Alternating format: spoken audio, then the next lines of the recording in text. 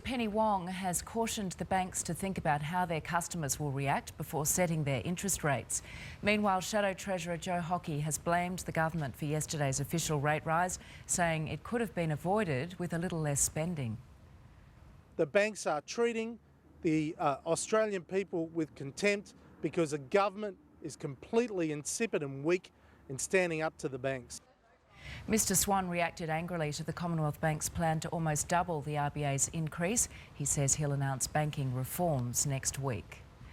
The Australian-based owners of the French-trained Melbourne Cup winner Americain are still pinching themselves after yesterday's win. Part owner Kevin Bamford has owned other horses and says it was always his goal to own a Melbourne Cup competitor. We were trying to get a horse to run in the Melbourne Cup. You don't think you can actually buy a horse to win the Melbourne Cup. And, you know, we bought a horse that has just been wonderful. He's a champion. The 6-year-old stayer will race in the Hong Kong Vase next month, which is a sprint at only 1,200 metres. Now, taking a look at other stories making news today, in Sydney, police are investigating the shooting death of a teenager in the city's southwest this morning. The teen died a short time after emergency crews arrived at the scene and had been shot several times. Perth police are looking for a 22-year-old man who they believe may be responsible for the stabbing death of a father-to-be. 19-year-old Stephen Hodges died in his fiance's arms after an argument with his neighbour, Garrett Chianchosi.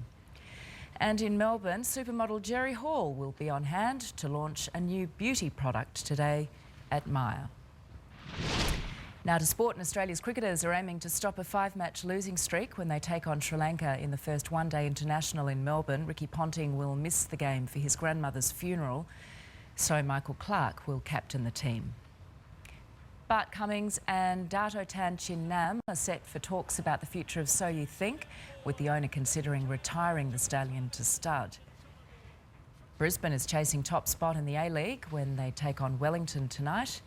And in golf, new world #1 Lee Westwood has faced off Tiger Woods for their first time since taking over the top ranking. There you have it. It's the latest news.